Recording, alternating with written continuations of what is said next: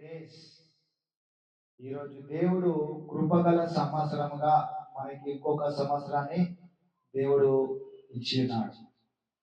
అయితే ఈ సంవత్సరాన్ని ఇక్కడ ఏమంటారంటే కృపగల సంవత్సరము, ద గ్రేస్. మొదటిగా మనము ఆయన యొక్క సామర్థ్యము, బలము కలిగిన సంవత్సరం అని అనుకున్నాము. అది దేవుడు మనకి ఇచ్చిన వాగ్దానము. తర్వాత మరలా ఇప్పుడు రెండోదిగా దేవుడు మనకు బలమును అనుగ్రహించు, మరి ఇంకొకటి జయింపచేయు ఆత్మ, జయింపచేయు సంవత్సరము. ఇప్పుడు దేవుడు కృపగల సంవత్సరంగా మూడవ వాగ్దానం మనకి ఇచ్చినాడు. మొదటిగా బలము కలిగిన సంవత్సరము, రెండవది జయించిన సంవత్సరం, మూడవదిగా కృపగల సంవత్సరము. దేవుని యొక్క కృప, దేవుని యొక్క మెండైన కృప కలిగిన సంవత్సరముగా దేవుడు మనకి ఈ సంవత్సరాన్ని ఇచ్చుచున్నాడు. కృప కలిగిన సంవత్సరము, కృపను పొందుకున్న సంవత్సరము. ఏ విధంగా అయితే మరియా కృప కలిగి దేవుని కుమారుని జన్మించుటకు ఆమె కృపను పొందుకుందో, అదే విధంగా దేవుడు ఈ సంవత్సరంలో మనకి ఆయన కృపలను, మెండైన కృపలను మన మీద కుమ్మరించబోతున్నాడు. హల్లెలూయా. కృప అనేది దేవుడు మనకు అనుగ్రహించున్నాడు. అదేవిధంగా దావీదు కూడా కృపను పొందుకొని ఉన్నాడు. దావీదు గొలియాతును, ఎప్పుడైతే గొలియాతును చంపడానికి దావీదు వెళ్తాడో అప్పుడు ఒక 5 గులకరాళ్ళు తీసుకుంటాడు. 5 గులకరాళ్ళు, 5 రాళ్ళు తీసుకొని వడిసెలో ఆ రాళ్ళు పెట్టి కొడదామని ఆ ఒక వడిసెను, ఆ ఒక రాళ్ళను తీసుకొని వస్తాడు. ఆ రాళ్ళు దేనికి సాదృశ్యం అంటే కృపకు సాదృశ్యం. 5 రాళ్ళు, 5 గులకరాలను ఆయన తీసుకుంటాడు. ఆ 5 గులకరాలు ఏంటంటే కృపకు సాదృశ్యం. గ్రేస్, గ్రేస్ అనగా 5 వచనాలు. కృప, కృపకు సాదృశ్యముగా ఆయన ఆ 5 అనగా కృప. కాబట్టి ఈ 25వ సంవత్సరంలో దేవుడు మనకు అత్యధికమైన కృపను అనుగ్రహిస్తున్నాడు. హల్లెలూయా. ఈ యొక్క కృప అనేది దేవుడు మనకు ఈ నూతన సంవత్సరంలో కృపను మనకు ఇచ్చుచున్నాడు. అందుకనే దావీదు పొందుకున్న కృపలనే నేను మీకు ఇచ్చుచున్నాను అన్నాడు. కృపను లోతుగా దావీదు తెలుసుకున్నాడు కాబట్టి ఆ యుద్ధమును జయించున్నాడు. మనం యుద్ధములు జయించాలన్నా, ఏ పరిస్థితిలో నుంచైనా మనం బయటికి రావాలన్నా కృప అనేది చాలా ముఖ్యమైనది. కృప కలిగి ఉన్నట్లయితే, కృపను మనం పొందుకున్నట్లయితే దేవుని కృపను మనం దేన్నన్నా జయించగలుగుతాం. ఏ సామర్థ్యము, దేన్ని జయించాలన్నా, ఏ పరిస్థితిని మారాలన్నా, ఏ పరిస్థితి అయినా దాన్ని మార్చాలంటే కృప కలిగి ఉండాలి, కృపను పొందుకొని ఉండాలి. అందుకనే దావీదు మొదటిగా ఎలుగుబంటిని చీల్చాడు, తర్వాత సింహమును చీల్చాడు, తర్వాత ఈ యొక్క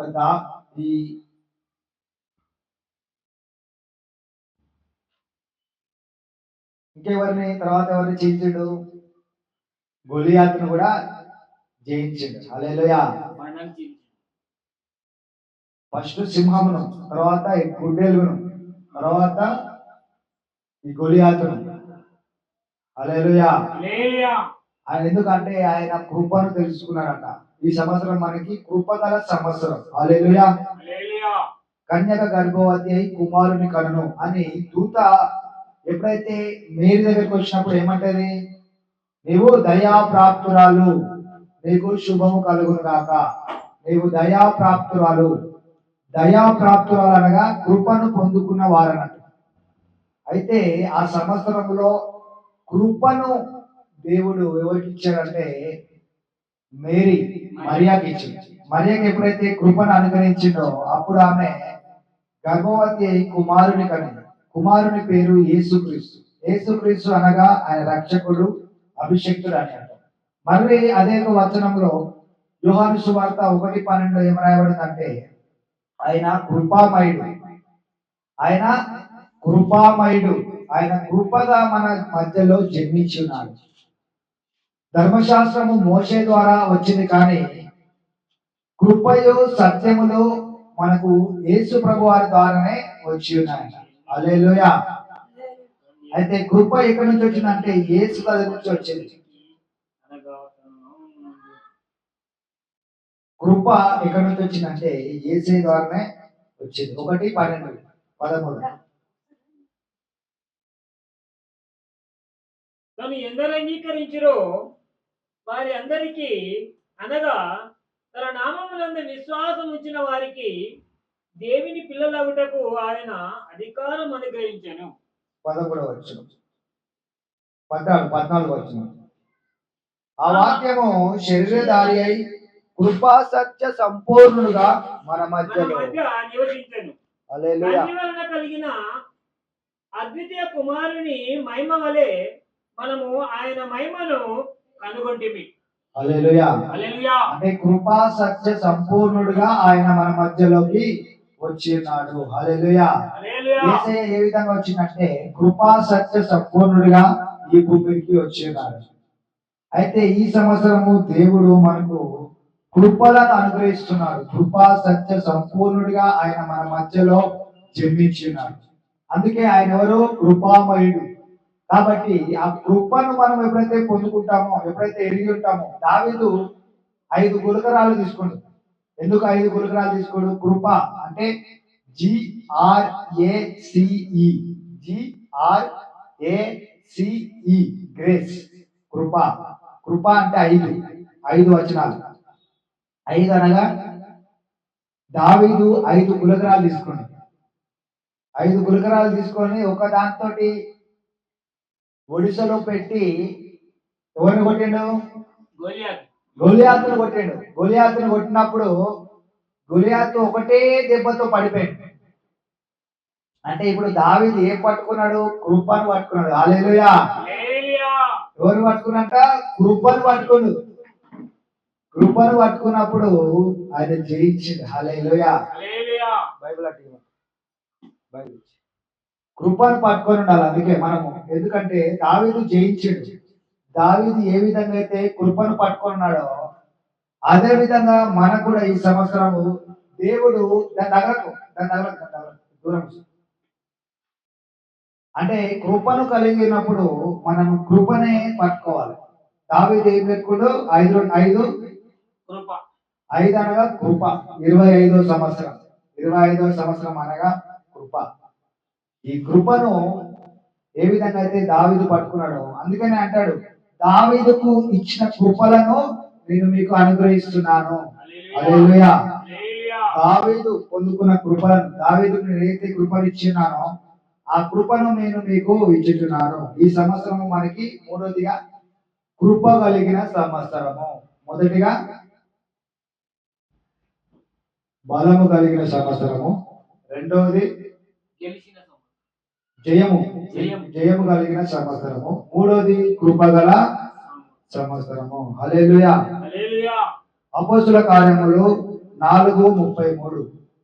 అయితే ఈ అపోస్తులకు కూడా దేవుడు కృపను అనుగ్రహించినాడు. కృపనిచ్చిండు కాబట్టి వారు అలాంటి గొప్ప కార్యాలను, అద్భుతాలను, ఆశ్చర్యకరలను చేసినారు. 4:33.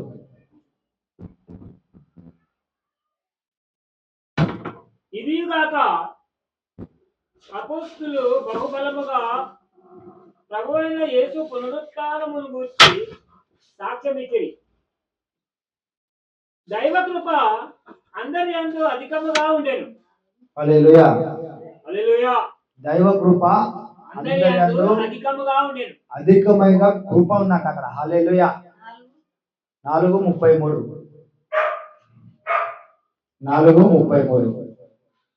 దైవ కృప ఏ విధంగా ఉందంట? అందరి మీద అత్యధికంగా ఉందంట. అధికమైన కృప ఉంది. అందుకని ఈ సంవత్సరం దేవుడు మనకి అధికమైన కృపను అనుగ్రహిస్తున్నాడు. మరొకసారి చదువు. ఇది కాక అపోస్తుల బహుబలముగా ప్రభు బహుబలముగా ప్రభు అయిన ప్రభు అయిన యేసు యేసుక్రీస్తు పునరుత్థానమును గురించి సాక్ష్యం ఇచ్చిరి. సాక్ష్యం ఇచ్చిరి. దైవ కృప అందరి అందు అధికముగా ఉండెను. హల్లెలూయా. హల్లెలూయా. ఇక్కడ ఏం రాయబడిందంటే దైవ కృప అధికముగా వారి మీద ఉందట. వారు ప్రార్థన చేయగానే వారు కూడి ఉన్న చోటు కంపించినప్పుడు వారందరూ పరిశుద్ధాత్మతో నిన్న వారే దేవుని వాక్యం ధైర్యంగా బోధించారు. 31.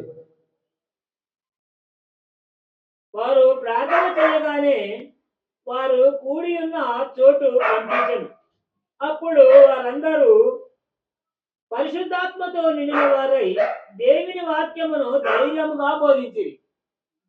హల్లెలూయా. హల్లెలూయా. అంటే ఇక్కడ 33వ వచనంలో ఏం రాయబడిందంటే ఇదియుగాక అపోస్తులు బహుబలముగా ప్రభు అయిన యేసు పునరుద్ధానమును గురించి సాక్ష్యం ఇచ్చిరి. అంటే ఇక్కడ దైవ కృప అందరి యందు అధికముగా ఉండను. హల్లెలూయా. హల్లెలూయా. దైవ కృప ఏ విధంగా ఉందంట? అధికముగా ఉందంట. వారి మీద దైవ కృప అధికముగా ఉంది. హల్లెలూయా. హల్లెలూయా. అధికమైన దేవుని కృప ఉంది కాబట్టి వారు అత్యధికంగా బోధించి ధైర్యముగా ముందుకెళ్ళారంట. హల్లెలూయా. హల్లెలూయా. అంటే ఈ ధైర్యం రావడానికి దేవుడి కృపను అనుగ్రహించింది. కాబట్టి ఈ సంవత్సరము మనకు ధైర్యం రావడానికి దేవుడు కృపను అనుగ్రహిస్తున్నాడు. హల్లెలూయా. హల్లెలూయా. ఇప్పుడు ఈ సంవత్సరంలో దేవుడు మనకి కృపను అనుగ్రహిస్తున్నాడు. హల్లెలూయా. ధైర్యముగా ఏ విధంగా అయితే అపోస్తలులు ధైర్యంగా బహుధైర్యముగా వాక్యమును బోధించుతూ అద్భుతాలు చేస్తూ అందరి ఎదుట వెళ్ళిందంటే వారికి ఏమి అనుగ్రహించబడింది? అత్యధికమైన కృప. హల్లెలూయా. హల్లెలూయా. కాబట్టి ఈ రోజు నుంచి దేవుడు మనకు అత్యధికమైన కృప ఈ సంవత్సరంలో దయచేయబోతున్నాడు. హల్లెలూయా. హల్లెలూయా. అందుకని ఈ సంవత్సరము అధికమైన కృప సంవత్సరము. మూడోదిగా దేవుడు మనతో ఏమడుగుతున్నాడంటే అత్యధికమైన కృప కలిగి మీరు జీవించబోతున్నారు అంటున్నాడు. హల్లెలూయా. హల్లెలూయా. ధైర్యముగా ఏ విధంగా అయితే అపోస్తలులు వారు ధైర్యముగా అత్యధికమైన కృపను కలిగి వారు ఏ విధంగా అయితే ముందుకు వెళ్ళారో అపోస్తలులు బహుబలముగా ప్రభు అయిన యేసు పునరుత్థానమును గురించి సాక్ష్యం ఇచ్చిరి. అంటే పునరుద్ధారుడైన యేసు ఆయన ఏ విధంగా అయితే 3వ రోజు చెప్పినట్టు లేచాడు అని బహుబలముగా ప్రభు అయిన యేసును గురించి వారు బోధిస్తున్నారంట. ఎందుకంటే వారి మీద అత్యధికమైన కృప కలిగి ఉన్నారంట. హల్లెలూయా. హల్లెలూయా. కాబట్టి మనం అత్యధికమైన కృపను కలిగి ఉండాలి. దేవుని కృప ఈ సంవత్సరంలో మన మీద అత్యధికంగా కుమ్మరించబోతున్నాడు. హల్లెలూయా. హల్లెలూయా. అపోస్తుల కార్యము 6వ అధ్యాయము 8వ వచనం. అపోస్తుల కార్యము 6వ అధ్యాయం 8వ వచనం. స్టెఫెను కృపతోను బలముతోను నిండిన వాడై ప్రజల మధ్య మహత్కార్యములు గొప్ప సూచక క్రియలను చేయుచుండెను. హల్లెలూయా. హల్లెలూయా. స్టెఫెను ఎవరంటే వారికి పరిచారం చేసేవాడు. అపోస్తులకు పరిచారం చేసేవాడు. వారికి భోజనాలు అవన్నీ చేసేవాడు. అయితే ఈయన కూడా ఏం అడిగిండు? దేవుని బలము కృప. హల్లెలూయా. హల్లెలూయా. మనకి మొదటిగా ఏంది సంవత్సరము మనకి ఇచ్చింది? మొదటిగా బలము, ఇయర్ ఆఫ్ స్ట్రెంగ్త్. బలము కలిగిన సంవత్సరము. మళ్ళీ తర్వాత జయము. తర్వాత ఇప్పుడు కృప. అంటే ఇప్పుడు ఇక్కడ ఎవరు? స్టీఫెన్ ఏం పొందుకున్నాడంట? బలం పొందుకున్నాడు, కృపను కూడా పొందుకున్నాడు. హల్లెలూయా. హల్లెలూయా. అందుకని ఇక్కడ దేవుడు కృపను ఆయనకు సమృద్ధిగా ఇచ్చినాడు. స్టీఫెను కృపతోను బలముతోను నిండిన వాడై ప్రజల మధ్య మహత్కార్యములను గొప్ప సూచక క్రియలను చేయించును. హల్లెలూయా. హల్లెలూయా. గొప్ప సూచక క్రియలు మహత్కార్యములను ఈ స్టీఫెన్ ఎట్లా చేసిందంట? దేవుని కృపను పొందుకొని దేవుని బలమును పొందుకొని ప్రజల మధ్య సూచక్రియలను మహత్కార్యములను చేయించున్నాను. హల్లెలూయా. అంటే ఇప్పుడు ఈ రోజు దేవుడు ఈ సంవత్సరంలో మనకి అధికమైన కృపయు అధికమైన బలాన్ని మనకిచ్చి మన మధ్య కూడా అద్భుతాలు సూచక్రియలు మహత్కార్యములు చేయడానికి దేవుడు ఈ సంవత్సరంలో మనం నింపుతున్నాడు. హల్లెలూయా. హల్లెలూయా. నిండిన వాడంట. హల్లెలూయా. ఈ హల్లెలూయా. సంవత్సరం మనము నింపబడబడుతున్నాం. ఈ యొక్క కృప ద్వారా, బలము ద్వారా నిండిన వాడే. ఇప్పుడు మనముని దేవుడు ఆ కృప ద్వారా ఆ యొక్క బలమును నింపుతున్నాడు. హల్లెలూయా. హల్లెలూయా. అయితే ఇంకొకటి, దేవుడు సబ్డ్యూ చేయబోతున్నాడు. ఈ సంవత్సరం మనము జయించిన వారమై ఉన్నాము. ఇంకొకటి, ఈ సంవత్సరం మనము లొంగ తీసుకుని పోతున్నాం. అంటే అపవాదిని మనము జయించి వాని లోపరుచుకోబోతున్నాం. హల్లెలూయా. హల్లెలూయా. వాన్ని మనము లోపరుచుకుంటున్నాం. హల్లెలూయా. వాన్ని మన చేతుల కిందికి తెచ్చుకోబోతున్నాం. అంటే ఇప్పుడు వాని తల మీద యూదా ఏ విధంగా చేస్తాడు? యూదాకు ఒక వాగ్దానం ఇచ్చిన దేవుడు, నీ శత్రువుల యొక్క మెడ మీద నీ చేతులు ఉంటాయట. హల్లెలూయా. హల్లెలూయా. అంటే ఏ విధంగా అయితే వాడిని ఇట్లా ఉంచి యూదా ఏ విధంగా అయితే పట్టుకున్నాడో అదే విధంగా దేవుడు మనకి వాగ్దానం ఇస్తున్నాడు, నీ యొక్క శత్రువును మీరు లోపరుచుకుంటారట. హల్లెలూయా. హల్లెలూయా. నాలుగవదిగా year of subdue. Year of subdue అంటే లొంగ తీసుకొనుట. నీ యొక్క అపవాదిని, నీ యొక్క శత్రువును నీవేం చేస్తావు? ఇప్పుడు లొంగ తీసుకుంటావట. హల్లెలూయా. హల్లెలూయా. ఆది కాండము 1:28. ఆది కాండములో దేవుడు వాగ్దానం ఇచ్చాడు, మీరు లోపరుచుకొనుడి. హల్లెలూయా. హల్లెలూయా. 1:28 ఆది కాండం. దేవుడు మనుషులను చేసి అనేకులను సృష్టించిన తర్వాత ఏమంటాడు అంటే, దేవుడు ఆ, వారిని ఆశీర్వదించారు. వారిని దేవుడు చేసిన తర్వాత ఏం చేసాడు? వారిని ఆశీర్వదించాడు. ఎట్లనగా ఆ, మీరు ఫలించి అభివృద్ధి పొంది విస్తరించి భూమిని నిండించి దానిని లోపరుచుకొనుడి. ఆమేన్. లోపరుచుకొనుడి. ఇది అండర్లైన్. దేవుడు ఏమంటాడంటే మీరు లోపరుచుకొనుడి. హల్లెలూయా. సముద్రపు చేపలను సముద్ర చేపలను లోపరుచుకొనుడి. ఆకాశ పక్షులను ఆకాశ పక్షులను, భూమి మీద ప్రాకు ప్రతి భూమి మీద ప్రాకు ప్రతి జీవిని జీవిని ఏలుడని ఏలుడి అని దేవుడు దేవుడు వారితో చెప్పాను. వారితో చెప్పెను. హల్లెలూయా. హల్లెలూయా. ఇక్కడ దేవుడు ఏమంటున్నాడు అంటే, మొదటిగా భూమిని సృష్టించి దేవుడు మనుషులను చేసిన తర్వాత మనుషులను దేవుడు ఆశీర్వదించి వారికి ఏమంటున్నాడంటే, మీరు ఈ భూమి మీద ఉన్న సమస్తమును లోపరుచుకొనుడి. హల్లెలూయా. హల్లెలూయా. ఏ పామైనా, ఏ వ్యాధి అయినా, ఏ అనారోగ్యమైనా ప్రతి జీవిని, ప్రతి దాన్ని మనం లోపరుచుకోవాలి. దేవుడు ఇచ్చిన వాగ్దానము, మనము దాన్ని జయించినాము. అది ఎంత మాత్రం మనకు హాని చేయదు. ఏది కూడా ఎంత మాత్రం హాని చేయదు. దాన్ని మీరు లోపరుచుకొనుడి అంటున్నాడు. హల్లెలూయా. హల్లెలూయా. మనము దానిని లోపరుచుకున్నటకు దేవుడే మనకు అధికారం ఇచ్చినాడు. హల్లెలూయా. హల్లెలూయా. హల్లెలూయా. ద్వితీయోపదేశ కాండము 9:3. డిటోర్నమీ చాప్టర్ 9:3.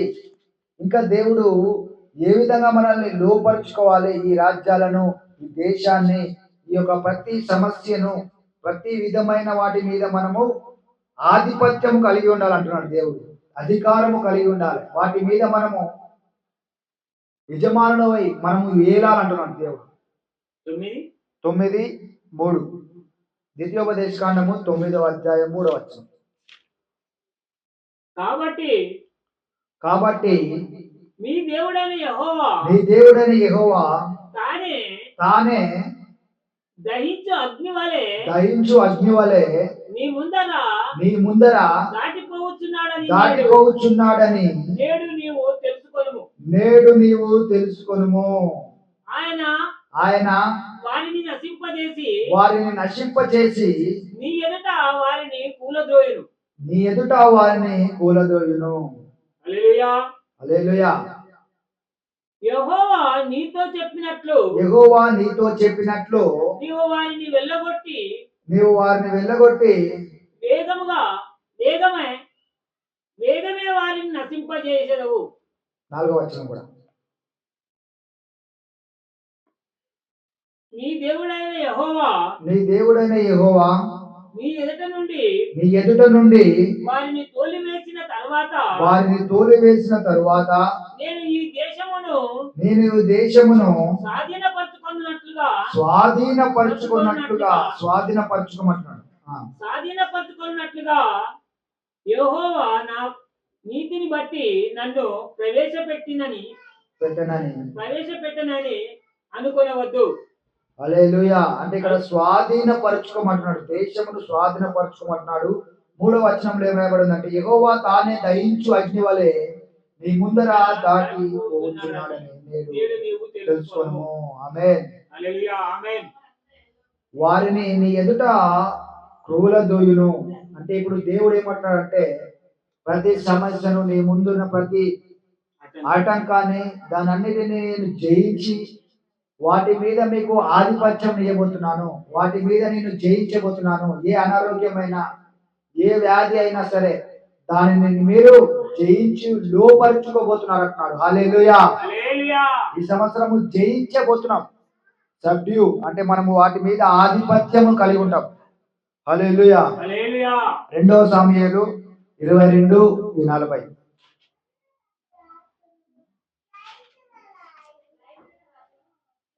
2వ సమూయేలు 22:40.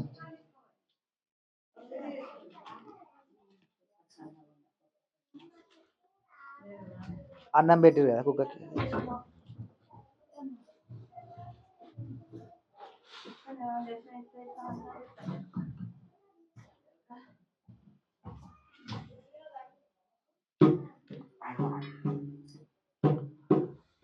రెండవ సమూయేలు 22:40.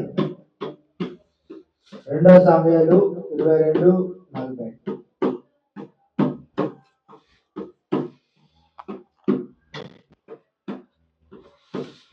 యుద్ధమునకు నీవు నన్ను ధరింపజేయును, నా మీదికి లేచి వారిని నీవు అణిచివేయుదు.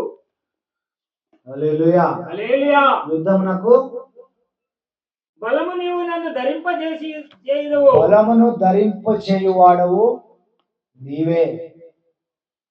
ఇంకా నా మీదికి లేచిన వారిని నీవు అణిచివేయుదువు. హల్లెలూయా. హల్లెలూయా. ఇక్కడ దేవుడు వాగ్దానం ఇచ్చినాడు, నీ మీదికి లేచిన వారిని నేను అణిచివేసేదను. The year of subdue. ఈ సంవత్సరము మనము దేవుని ఆధిపత్యముతో మనము మన శత్రువులను జయించి వారి మెడ మీద మీ చేతులు ఉంచబోతున్నారు అంటున్నాడు. హల్లెలూయా. హల్లెలూయా. వారిని మీరు జయించెదరు. ఏ విధంగా అయితే లోపరుచుకుంటామో, శత్రువులను ఏ విధంగా అయితే లోపరుచుకుంటామో అదే విధంగా మీ సమస్యలను ఏ పరిస్థితి అయినా సరే దాన్ని మీరు లోపరుచుకోబోతున్నారు అంటున్నాడు. హల్లెలూయా. హల్లెలూయా. ఇయర్ ఆఫ్ సబ్డ్యూ, లోపరుచుకునే సంవత్సరము. మన శత్రువులను మనము లోపరుచుకునే సంవత్సరము. ఏ సంవత్సరం అయితే వారు జయించారో, ఇజ్రాయేలు వారి శత్రువులను జయించి ఆ యొక్క పాలు తేనెలు కదా ప్రదేశమునకు వెళ్ళారో, అదే విధంగా దేవుడు మనకి ఈ సంవత్సరంలో మన శత్రువులను జయించి మన స్వాధీనపరుచుకునే సంవత్సరం అంటాడు. హల్లెలూయా. హల్లెలూయా. మనం ఈ రోజు స్వాధీనపరచుకోబోతున్నాం అంటాడు. మళ్ళీ చదవచ్చు. యుద్ధమునకు బలమును నీవు నాకు ధరింపజేసినావు. నా మీదికి లేచిన వారిని నీవు అణిచివేయుదువు. హల్లెలూయా. హల్లెలూయా. అంటే ఇక్కడ దావీదు మాట్లాడుచున్నాడు ఏమని, యుద్ధము చేయుటకు నీవు నాకు బలమును అనుగ్రహించినావు, అదే విధంగా ఇప్పుడు నాకేమిస్తున్నావు అంట, ఆధిపత్యము. అంటే వారిని అణిచుటకు, వారిని సమస్యను అణచడానికి, నీ పరిస్థితిని నువ్వు అనగదొక్కి వాని కిందికి తొక్కే విధంగా దేవుడు అభిషేకమును అధికారమును మనకి ఈ సంవత్సరం అందిస్తున్నాడు. హల్లెలూయా. హల్లెలూయా. సమూయేలు 2:24-41 కూడా వచ్చారు. నా శత్రువులను వెనుకకు మళ్ళీ వేయుదువు, నన్ను దేశించు వారిని నేను నిర్మూలము చేతును. వారు ఎందరో చూతురు గాని వారు ఎదురు చూతురు గాని ఒక్కడును లేకపోయెను. వారు యెహోవా కొరకు కనిపెట్టుకొనును, ఆయన వారికి ప్రత్యుత్తరమియ్యకుండును. అలాగే దేవుడు శత్రువులను ఓడించి జయించిన విధము మనకు కూడా అలాంటి జయం అనుగ్రహిస్తున్నాడు ఈ సంవత్సరం. అందుకే ఈ సంవత్సరం జయం కలిగిన సంవత్సరము, బలము కలిగిన సంవత్సరము, కృప కలిగిన సంవత్సరము, ఇప్పుడు స్వాధీనపరుచుకునే సంవత్సరము. హల్లెలూయా. హల్లెలూయా. స్వాధీనపరుచుకునే సంవత్సరము. మనము స్వాధీనపరచుకోబోతున్నాం మన శత్రువుల గవిని స్వాధీనపరుచుకునే సంవత్సరం. హల్లెలూయా. హల్లెలూయా. ప్రకటనలు 6వ అధ్యాయము, ఇయర్ ఆఫ్ కాంకరింగ్ అంటే జయించిన సంవత్సరం. ప్రకటనలు 6:2, ప్రకటనల గ్రంథము 6వ అధ్యాయము 2వ వచనం. ప్రకటనలు 6వ అధ్యాయము 2వ వచనం. ఇదిగో ఒక తెల్లని గుర్రము కనబడెను, దాని మీద ఒకడు విల్లు పెట్టుకొని కూర్చుండి ఉండెను. అతనికి ఒక కిరీటం ఇయ్యబడెను. అతడు జయించుటకు బలము బయలు వెళ్ళును. ఆయన రెండవ ముద్రను విస్తరింపప్పుడు అని 6:2 ఏమంటారు అంటే ఇక్కడ, నేను చూడగా ఇదిగో ఒక తెల్లని గుర్రము కనబడెను, దాని మీద ఒకడు విల్లు పట్టుకొని కూర్చుండి ఉండెను. అతనికి ఒక కిరీటం ఇయ్యబడెను. అతడు జయించుటకు బయలు వెళ్ళాను. ఆమేన్. హల్లెలూయా. దేవుడు ఇప్పుడు మనం కూడా ఈరోజు ఈ సంవత్సరంలో జయించుటకు బయలు వెళ్ళబోతున్నమాట. హల్లెలూయా. హల్లెలూయా. నీ పరిస్థితులను, నీ అనారోగ్యమును, నీ వ్యాధిని, నీ సమస్యను నీవు జయించుటకు ముందుకెళ్తామంట. ఈ సంవత్సరంలో జయించే వారిగా మనం ముందుకెళ్ళబోతున్నాం.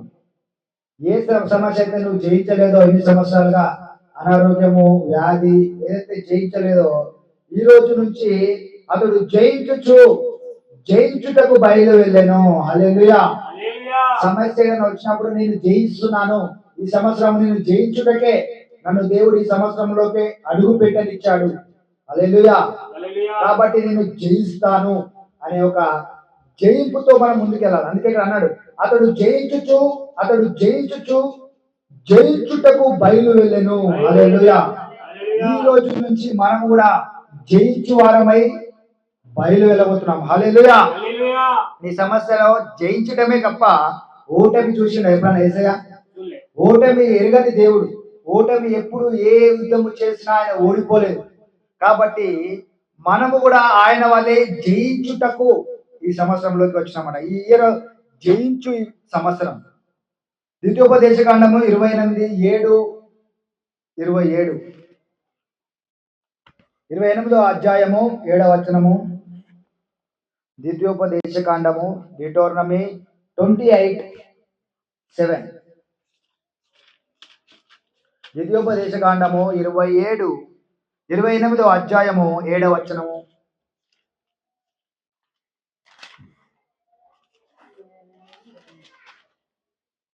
28:7.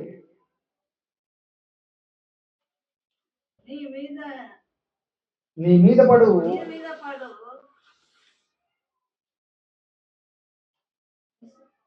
నీ శత్రువులను యెహోవా నీ నీ- ఎదుట నీ అత్తమగునట్లు చేయును.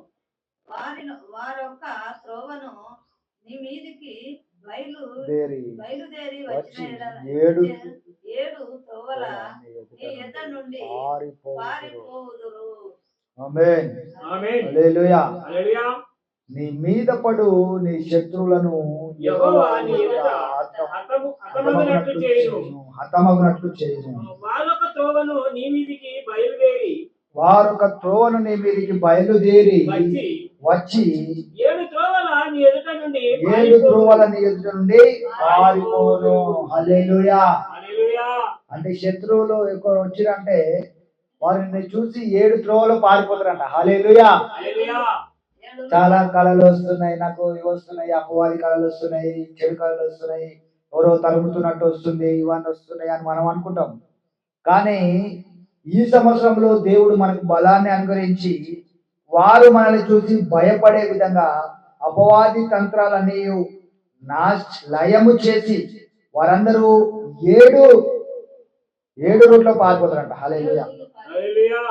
7 మార్గములలో వారు పారిపోతారంట. అంటే అపవాది ఏదైతే కళ్ళు కానీ ఏ యొక్క అంధకార ఏ సంబంధమైనవైనా సరే అవి నిన్ను చూసి పారిపోయే విధంగా దేవుడు ఈ సంవత్సరం చేయబోతున్నాడు. హల్లెలూయా. హల్లెలూయా. 27వ వచనం. 26.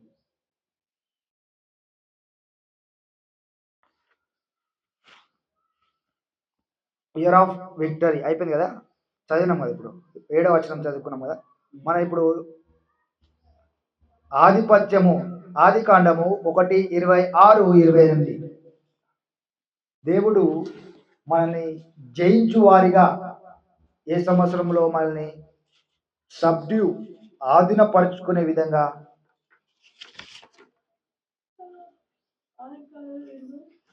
ఆది కాండం 1:26-28. దేవుడు మన స్వరూపమందు మన పోలిక చొప్పున నరులను చేయుదము. వారు సముద్రపు చేపలను, ఆకాశ పక్షులను, పశువులను, సమస్త భూమి మీద ప్రాకు ప్రతి జంతువును ఏలుదురుగా నీవు పలికెను. 28 వరకు, 28 వరకు, 26 నుంచి 28 వరకు, 26 నుంచి 28 వరకు చదువుకున్నాం. 1వ అధ్యాయము 26 నుండి 28 వరకు. దేవుడు తన స్వరూపమందు నరుని సృజించెను. దేవుని స్వరూపమందు వారిని సృజించెను. స్త్రీని గాను పురుషుని గాని వారిని సృజించెను. దేవుడు మన స్వరూపమందు మన పోలిక చొప్పున నరులను చేయుదము. వారు సముద్రపు చేపలను, ఆకాశ పక్షులను, పశువులను, సమస్త భూమి మీద ప్రాకు ప్రతి జంతువును ఏలుదురు కాక నీవు పలికెను. ఆమేన్. అంటే ఏలడం అనేది ఇప్పుడు దేవుడు ఈ సంవత్సరంలో మీరు ఏలుతారు అంటున్నాడు. హల్లెలూయా. 27. దేవుడు తన స్వరూపమందు నరుని సృజించెను. దేవుని స్వరూపమందు వారిని సృజించెను. స్త్రీనిగాను పురుషునిగాను వారిని సృజించెను. దేవుడు వారిని ఆశీర్వదించెను. కనుక మీరు ఫలించి అభివృద్ధి పొంది విస్తరించి భూమిని నిండించి దానిని లోపరుచుకొనుడి. సముద్రపు చేపలను, ఆకాశ పక్షులను, భూమి మీద ప్రాకు ప్రతి జీవులను ఏలుడని దేవుడు వారికి చెప్పాడు. ఆమేన్. అంటే ఇక్కడ దేవుడు ఏలుడి, లోపరుచుకొనుడి అంటున్నాడు. ఇక్కడ మీరు సమస్త భూమిని, వారిలో ఉన్న సమస్త జంతువులను, సమస్త పరిస్థితిని ఏదైనా సరే దాన్ని మీరు ఏం చేయాలంట? లోపరుచుకొనుడి. హల్లెలూయా. లోపరుచుకోవాలంటున్నాడు దేవుడు. జయించాలి. మీరు లోపరుచుకోవడం మిమ్మల్ని నేను ఆశీర్వదించాను. మీకు ఆశీర్వాదాన్ని ఎందుకు ఇచ్చానంటే మీరు లోపరుచుకోవడానికే. హల్లెలూయా. సమస్తమును మీరు లోపరుచుకోవాలంటున్నాడు. సమస్తం మీద మీకు అధికారం ఇచ్చి ఉన్నాడు. ఇప్పుడు రాజు ఒక మాట చెప్తే ఏమైతుంది? అది జరుగుతుంది. అంటే ఆ రాజుకు ఇచ్చిన అధికారం కూడా మీకు ఇచ్చిన్నాను. మీరు మీ నోరు తెరిచి అధికారంతో మాట్లాడాలి. హల్లెలూయా. మీరు నోరు తెరిచి అధికారముతో మాట్లాడాలి. ఈ వ్యాధి పో అని రాజు చెప్పినాక ఒక రాజు మాట్లాడితే ఆ మాటకు తిరుగుండదు. అదే విధంగా దేవుడు మనల్ని రాజులైన యాజక సమూహంగా చేసినాడు. మనల్ని కూడా దేవుడు అధికారం ఇచ్చినాడు. ప్రతి వ్యాధి మీద, ప్రతి పరిస్థితి మీద మనం చెడ్డ మాటలు మాట్లాడకుండా మంచి మాటలు మాట్లాడి మనం వ్యాధులను వాటి మీద మన అధికారాన్ని చూపించాలి. ఇప్పుడు రాజు ఉన్నాడు, రాజు ఏం మాట్లాడతాడు అనుకో, ఏమైనా జరుగుతుందా? రాజు ఏం మాట్లాడకుండా గమ్మునున్నాడు అనుకో, ఏం జరగదు. రాజు మాట్లాడాలి. రాజు ఏ విధంగా అయితే మాట్లాడతాడో, ఇది చెయ్యి, ఆ పని చెయ్యి, ఈ పని చెయ్యి, నాకు ఇది చెయ్యి. మనకు దేవదూతలు ఇచ్చిన దేవుడు, దేవదూతలను వాడుకోవాలి. నాకు ఇది కావాలి, నాకు ఇది చెయ్యి, నాకు అది చెయ్యి అని దేవుని మనం అడిగి పొందుకోవాలి. హల్లెలూయా. ఈ సంవత్సరం మనం ఏదే సంవత్సరం మనం ఇతరులకు ఇచ్చేవారిగా ఉండాలి. ఈ సంవత్సరంలో దేవుడు మనల్ని ఇచ్చేవారిగా, ఇతరులకు ఇచ్చేవారిగా, దేవా నాకు ఇది చెయ్యి, నాకు ఇది తక్కువ ఉంది ఇది చెయ్యి, ఇంట్లో ఇది తక్కువ ఉంది, ఇంట్లో ఇది నా అనారోగ్యము, ఈ పరిస్థితి మార్చు, ఈ సంవత్సరంలో నేను ఏలాలి. హల్లెలూయా. ఈ సంవత్సరము మనం ఏలాలి కాబట్టి సమస్తమును మీకు దేవుడు అనుగ్రహిస్తాడు. ఎందుకంటే మనము ఏలాలంట. హల్లెలూయా. హల్లెలూయా. లూకా సువార్త 10:19 ఆధిపత్యం దేవుడు మనకి ఇవ్వబోతున్నాడు. ఆధిపత్యం, మనం ఆధిపత్యం చేయాలంట, దేవునితో పాటు వారసులం. లూకా సువార్త 10:19 లూకా సువార్త 10వ అధ్యాయము 19వ వచనము. సాక్రమెంట్ కూడా తీసుకోవాలి మనము, ఏలుటకు జయించుటకు. సాక్రమెంట్ 10వ అధ్యాయం 19వ వచనం. ఇదిగో పాములను తేళ్లను త్రొక్కుటకు తొక్కుటకును శత్రువు బలవంతటి మీదను మీకు అధికారమును అనుగ్రహించి ఉన్నాను. హల్లెలూయా. ఏదియు ఎంత మాత్రమును మీకు ఎంత మాత్రమును హాని చేయదు. హల్లెలూయా. ఇంకా నెక్స్ట్ వచనం. అయినను దయ్యములు మీకు లోబడుచున్నవని సంతోషింపక మీ పేర్లు పరలోకమందు రాయబడినవని సంతోషించుడని వారితో చెప్పాను. ఆమేన్. అంటే ఇక్కడ దయ్యములు కూడా వారికి లోబడుచున్నాయంట. 17వ వచనం, 17 నుంచి చదువుకున్నాం. ఆ 70 మంది శిష్యులు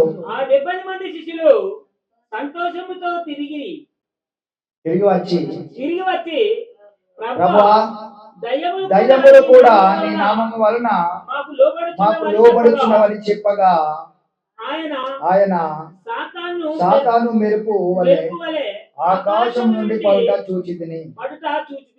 ఇదిగో పాములను తేళ్లను త్రొక్కుటకును శత్రువు బలమంతటి మీదను మీకు అధికారము అనుగ్రహించున్నాను. ఏది ఎంత మాత్రమును హాని చేయదు. అయినను దయ్యములు మీకు లోబడుచున్నవని సంతోషింపక మీ పేరును పరలోకమందు రాయబడి ఉన్నవని సంతోషించుడని వారితో చెప్పాను. హల్లెలూయా. హల్లెలూయా. ఇప్పుడు మీ పేర్లు జీవ గ్రంథములో పరలోకంలో రాయబడి ఉన్నాయి. దయ్యములు కూడా మీకు లోబడుచున్నాయి. అనేటి శత్రువు బలమంతటి మీద మీకు అధికారం అనుగ్రహించి ఉన్నాను అంటున్నాడు. హల్లెలూయా. అంటే ఈ సంవత్సరం మనకు శత్రువు మీద మనకు అధికారం కలిగి ఉన్నది అని జ్ఞాపకం చేసుకోవాలి. హల్లెలూయా.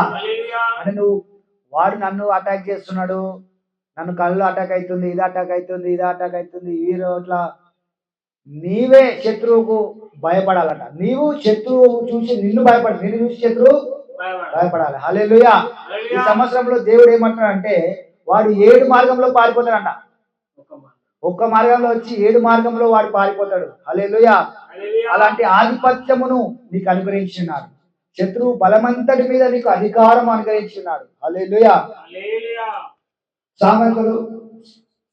కీర్తనలు 8:6 కీర్తనలు 8:6 కీర్తనలు 8వ అధ్యాయము కీర్తన 8:6 వచనం.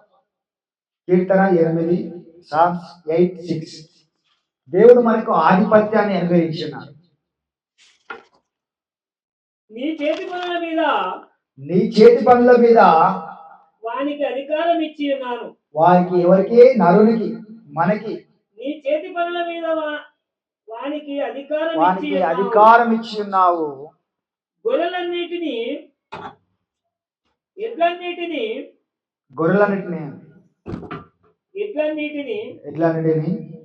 అడవి మృగములను ఆకాశ పక్షులను సముద్ర మత్స్యములను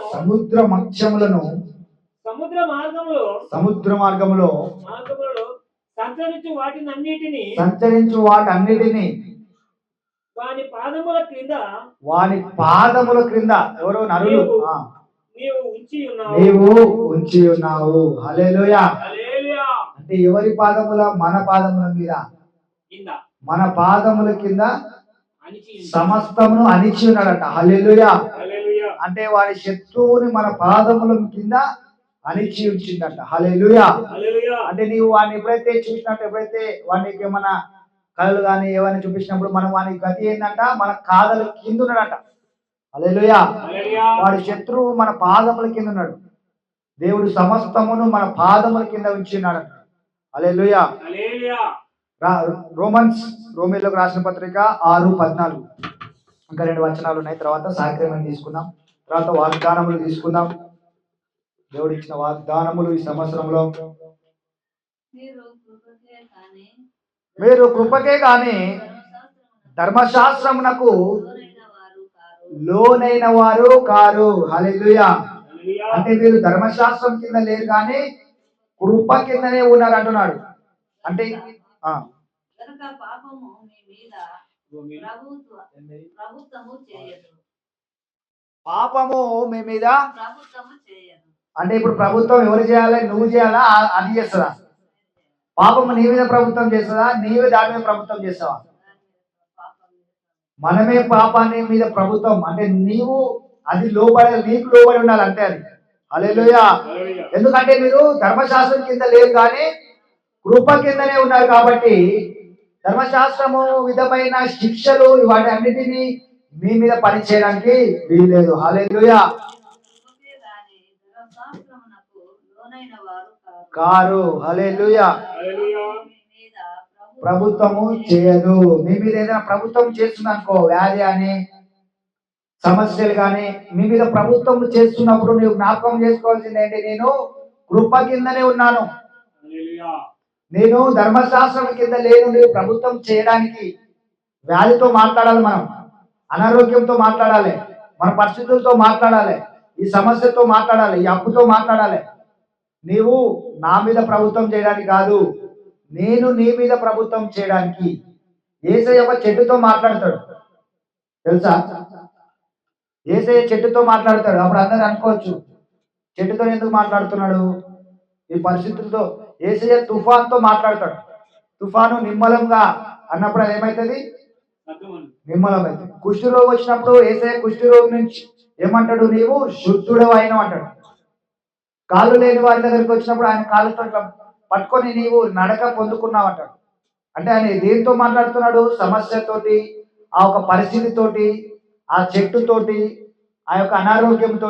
గుడ్డివాడిని ఏమంటాడు? నీవు చూపు పొందుకున్నావు. అంటే మనం ఎప్పుడైనా మాట్లాడతామా? మనం ఎప్పుడైనా మాట్లాడినప్పుడు ఆయన ఎవరైనా చూసి అనుకో, వీరికి పిచ్చి పట్టిందా అనుకుంటారు. పిచ్చి పడి కాదు, అధికారముతో మాట్లాడుతున్నాను. హల్లెలూయా. దేవుడు ఏమిచ్చాడు? ఆధిపత్యము, అధికారం నీకు అనుగ్రహించినాడు. యేసయ్య ఆ చెట్టుతో ఒక మాట మాట్లాడినప్పుడు అది సాయంత్రం వరకు అది ఎండిపోతుంది. హల్లెలూయా. నీ పరిస్థితి కూడా ఏదైతే అనారోగ్యం ఉందో, ఏ బలహీనత ఉందో అది ఏమైపోవాలి? సాయంత్రం వరకు ఎండిపోవాలి. అధికారము నేను అనుగ్రహించి ఉన్నాను అంటున్నాడు. హల్లెలూయా. సమస్యలన్నిటివి నీ కింద ఉండాలి తప్ప నీ పైన ఉండదు అవి. హల్లెలూయా. నువ్వు అప్పిచ్చు వారిగా ఉండాలి కానీ అప్పు తీసుకునే వారిగా ఉండొద్దు. హల్లెలూయా. నువ్వు నీ చెయ్యి పైగానే ఉండాలి కానీ చెయ్యి కింద ఉండొద్దు. నువ్వు అధికారిగా ఉండాలి కానీ దాసునిగా ఉండకూడదు. హల్లెలూయా. ఈ సంవత్సరము నీ పరిస్థితులతో నువ్వు మాట్లాడాలి. నేను అధికారంగా ఉండాలి, నా పరిస్థితి మార్చబడాలి, నేను అనేకులకు ఆశీర్వాదకరంగా ఉండాలి అని నీ ప్రార్థన జీవితం మారాలి. ఈ పాయింట్లన్నీ రాసుకోవాలి మీరు. జయించిన సంవత్సరము, అధికారము కలిగిన సంవత్సరము. హల్లెలూయా. ఎఫెసీయులకు రాసిన పత్రిక 1:21. ఎఫెసీయులకు రాసిన పత్రిక 1:21.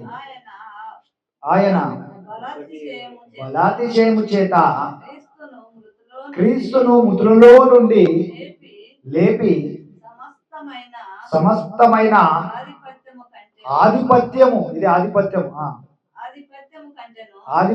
కంటేను, అధికారము కంటేను, శక్తి కంటేను, ప్రభుత్వము కంటేను,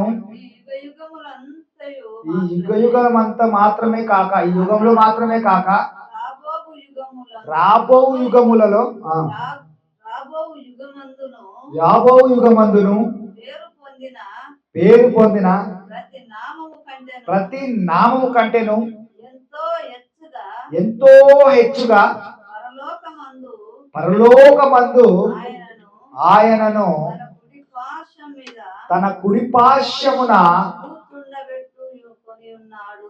కూర్చుండబెట్టి ఉన్నాడు. హల్లెలూయా. ఆధిపత్యము ఈ భూమి మీద ఉన్న అన్ని ఆధిపత్యాల కంటే ఆయనను హెచ్చించినట్ట దేవుడు. కాబట్టి నిన్ను కూడా అదే విధంగా ఈ భూమి అందే కాదు, రాబో యుగం అందే కాదు, కనిపించే యుగం కాదు, కనిపించని యుగం అయినా ఏదైనా నీవు దాని మీద ఆధిపత్యం కలిగి ఉండాలంటున్నాడు. హల్లెలూయా. కొన్ని మనకు కనిపించని లోకాలు కూడా ఉంటాయి. కానీ ఇక్కడ యేసుప్రభు వారికి దేని మీద అధికారం ఉంది? కనిపించే ఈ యుగమే కాదు, పరలోక యుగమే కాదు, భూమి నరకం మీద కూడా ఆయనకు అధికారం ఉందంట. హల్లెలూయా. అదే ఆధిపత్యాన్ని ఈ రోజు మనకు దేవుడు ఇస్తున్నాడు. హల్లెలూయా. ఆయనకు దేని మీద ఆధిపత్యం ఉంది? కొంతమంది అంటారు అదే ఇది భయము, ఇది కనిపించింది, దీని జోలికి పోకు, ఇదిగా అన్నిటినీ ప్రతి దాన్ని దేవుడు మనకు ఆధిపత్యంగా మన కింద వాటిని మన పాదముల కింద అనగదొక్కించినట. హల్లెలూయా. కాబట్టి ఏ యుగమైనా భయపడకూడదు. కనిపించనివైనా వేటినైనా సరే మనము భయపడడానికి వీల్లేదు. ఎందుకంటే వాటి మీద మనకు ఆధిపత్యము మనకి అనుగ్రహించున్నాడు. హల్లెలూయా. ఆఖరి వచనం 1 పేతురు 5:11. 1 పేతురు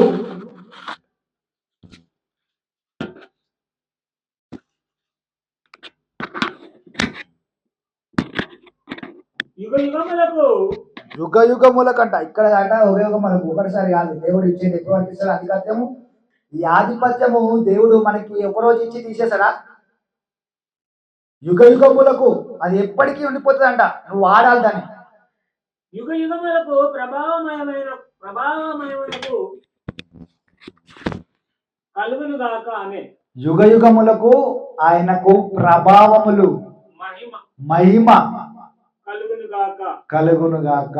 ఆమేన్. యుగ యుగములకంట దేవుడు మనకి ఏ విధంగా అనుగ్రహిస్తాడంట? యుగ యుగములు. ఒకరోజు ఇచ్చి రేపు తీసేసుకుంటాడా? ఒకరోజు ఆధిపత్యం ఇచ్చి అధికారము, ఈ లోకాధికారం ఏ విధంగా ఉంటుంది? 5 సంవత్సరాలే, అంతే కదా. 5 సంవత్సరాలు అధికారం ఉంటారు. లోకంలో ఉన్న వారికి అధికారంలో ఎప్పటి వరకు ఉంటాయి? కొంతవరకే. కానీ దేవుడు మనకిచ్చిన అధికారము శాశ్వతము, యుగ యుగముల వరకు ఉండే అధికారము.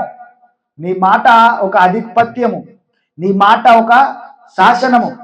నువ్వు మాట్లాడినావంటే ఆ పరిస్థితి మార్చబడుతుందట. హల్లెలూయా.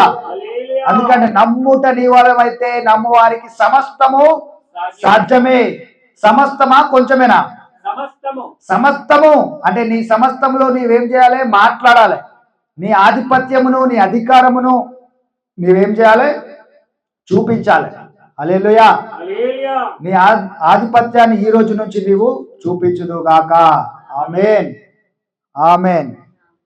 వాగ్దానములు తీసుకుందాం, ప్రార్థన చేసుకుందాం. వాగ్దానం తర్వాత సాక్రమెంట్ తీసుకుందాం. అందరూ కళ్ళు మూసుకొని ప్రార్థన చేసుకోండి. వాగ్దానములు మీ వద్దకు వస్తాయి. ప్రార్థనలో ఉండండి. అందరు కళ్ళు మూసుకోండి, ప్రార్థన చేసుకోండి. వాగ్దాన పూర్వకంగా దేవుడు ఈరోజు మీతో వాగ్దానములను ఇచ్చి నెరవేర్చుటకు సమర్థుడై ఉన్నాడు.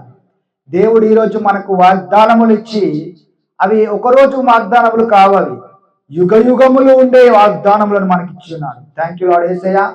ఈ వాగ్దానములు బట్టి మీకు వందనాలు చెల్లిస్తున్నాం ప్రభువా. ఇప్పుడే వాగ్దానములను మేము తీసుకొని చుండగా మాతో మాట్లాడి మీ వాగ్దానములను మాలో నెరవేర్చమని నజరేయుడైన యేసుక్రీస్తు నామములో ప్రార్థిస్తున్నాము తండ్రి. ఆమేన్.